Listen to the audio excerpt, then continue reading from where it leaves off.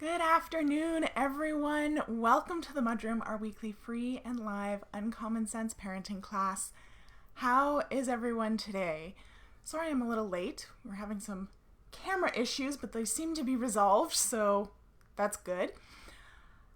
Personally, I've been having a fabulous week. My husband's away, my kids are at their grandparents' house, and I have been able to just sit and focus for the last 2 days without anyone asking me for a goldfish or touching me without consent. So we're not going to get interrupted today like last week, which is great. All right, before we get into our topic today, allow me to introduce myself. Hi, I'm Allana Robinson, and I help parents of toddlers, preschoolers, and kindergartners understand why their children misbehave and how to fix it without yelling, shaming, or timeouts. I am your host here on the MudRoom. I'm your host in the Parenting Posse Facebook group, and if you're not a member yet, please come and join us. And I am the creator of the Parentability program, where I help you raise well-behaved kids of your own.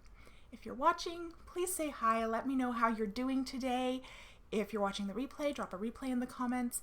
And don't forget to like Uncommon Sense Parenting and subscribe so that you never miss a class. So, I know that many of you have picked up on a change in my energy lately. I've had a lot of people reaching out to me and asking them if I'm okay, if anything is wrong. And it feels really weird because I'm not the kind of person to ask for help. Ask anyone who has ever known me. My kindergarten teacher will confirm, and yes, I do still know her as an adult, that I have always been a very, very independent person. I'm very self-sufficient, and I have the basic attitude that everything is figure-outable and that I just need some time and space to figure it out. I don't quit or lay down and accept defeat very easily, if at all, depending on who you ask. I'm tenacious, but in the last month, it's just been really, really rough on me. I know I've said this before, but all of August, I felt like I had this sense of being able to see a train barreling down on me, and yet not really knowing how to get out of the way and not get hit. My anxiety was through the roof the entire month, and on any given day, I've been spiraling about finances, my boy's school, the portal switchover, my weight, politics, a tree in our front yard that lost a limb. Name a topic, and I have probably had an anxiety-induced spin on it at some point in August. So why am I telling you this? Hey, Brittany! Because one, I want to reassure you that you're not crazy. I have been having a hard time, but I am actually fine. Part of the lies that anxiety tells you is that something isn't figure-outable or that it's not okay when it actually totally is. Things like finances, the portal switchover that's happening in Parentability this week, my weight, the tree in the front yard, all those things are and have always been totally fine. Things like my boy's schooling situation and politics are completely figure-outable. And I know I'm not the only one who has been struggling this month, so I want you to know that you're not alone.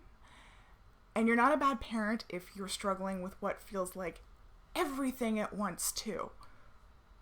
We're under an immense amount of pressure as parents right now, trying to make what feels like life and death decisions constantly. And the information that we have to make those decisions with is changing constantly. It's understandable that we're anxious. It's understandable that we're on high alert and on edge. It's understandable that we feel gaslighted because, at least from what I've seen, a lot of governments are gaslighting us. So while everything on the base level is actually okay, it often doesn't feel okay. And two, the way that I've been pulling myself out of this anxiety-induced spiral of death is by asking for help. And this is something that, as I said, I struggle with immensely. And I know that I'm not alone in that because basically every client that I've ever had has mentioned at some point, this feels weird, I don't usually ask for help. Especially as women, I think we've been socialized to not ask for others' support. We've been socialized to believe that asking for help is a sign of weakness, of lower intelligence, or of incompetence. And we know that we are none of those things. So we try to tough it out. I see this especially where I live currently because it's right beside the largest military base in Canada. So we have a lot of mainly women who are living far from their natural support systems with a spouse that's away, trying to tough it out. I can spot someone trying to tough it out like a mile away. And I knew I was trying to tough it out. But when it's you, it's a lot harder to act on because we're emotionally invested. It feels a lot more personal. But I had 2 experiences this week that kind of slapped me around the face with the fact that I had to get over myself and ask for help because the only way to get off the tracks and not get hit by the train is with help. So right after I finished the MudRoom last week, one of my very best friends texted me to ask her if her and her family could come spend the night at our house because they'd been camping nearby and it had gone south, as camping often does with young children. It wasn't working out, and there was a huge thunderstorm that was threatening, and, could they just come and crash here? And you know what? I was so thrilled to help them. We hadn't seen them since the end of July. I had been spiraling hard that week, so getting to see my friend spend time with all of them and hang out in the very relaxed context of a family-to-family sleepover was honestly exactly what I needed right then. She asked for my help, and I was over the moon to give it to her. It was great. The boys enjoyed playing with their friends. We went and got tacos from the taco truck in town. It felt so good to talk to her without a screen between us. It was just exactly what I needed, but I didn't even know it. So that reminded me that, hey, you're not always burdening people by asking for their help. That's always my biggest fear when I ask for help, is that I'm draining their cup to refill mine. So this was a good reminder that most people are actually more than happy to help, and that by helping, they more often than not get something out of it too. Oh, I can see that I have comments, but there's a little thing. Hey, Amanda! Oh, you're so welcome. Amanda says, thanks for being transparent and normalizing these things. This year has been especially rough. It has. Oh my goodness, it has. Talk about an understatement. So that was the first situation that made me kind of realize that, hey, asking for help is not a selfish thing. The second situation was my mom asking if she could give me a break and take the kids for a couple days so that I can focus on the system switchover happening in parentability this week.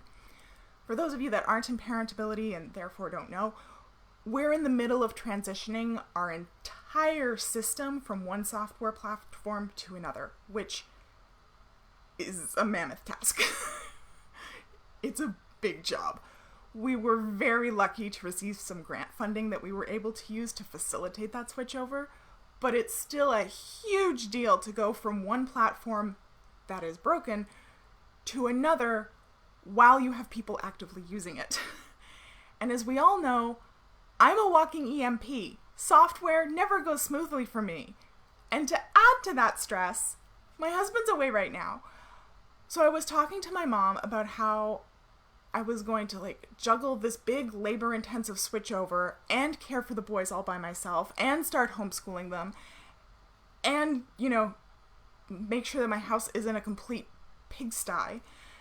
And she just offered to take one of those stressors off of my plate. I wasn't asking for help. I wasn't even complaining, really. I was just kind of sharing my plan of attack. And my mom stepped in and said, "Let me do this for you." And when she said that, my immediate reaction was to refuse. I again went to that place where I assumed that she thought that I couldn't handle it, that I would be burdening her, that I was taking the easy way out. All those anxious thoughts that have no real basis in reality. And she was like, "No, really. Just say thank you. That would be wonderful. And I'll see you on Monday to pick them up. You don't have to do this all by yourself." So I was like, okay, thank you. And then when I said that, it hit me how much easier, how much more efficient, how much less stressful this week is without having to carry the load all on my own. Asking for help and accepting help is something that we need to normalize so that we're not all sitting in our little silos spiraling out. And I know for many of us, asking for and getting help right now is harder, especially if you need to be more isolated for whatever reason. You know, you've got a high-risk person in your household, there's a high incidence of cases in your area, whatever the case may be. But I think we could all do well to think about what kinds of help we could solicit and then take a deep breath, put on our big girl panties, and ask for it. Could we ask someone to bring us food? Could we ask the grandparents to video call with the kids so that we can do some work or clean? Could we ask for someone to pick up our groceries or to run some stuff to the post office or do our laundry? Can we hire a cleaner, even if it's just like a one-off to get back to baseline thing?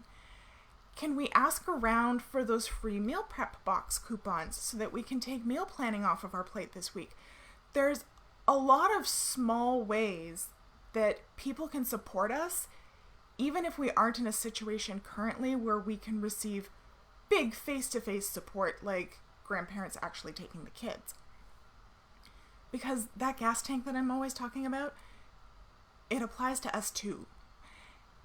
And if we can find ways to offload some of our stressors to other people who have the bandwidth to support us, then that frees up more of our energy so that we aren't feeling so anxious and burnt out.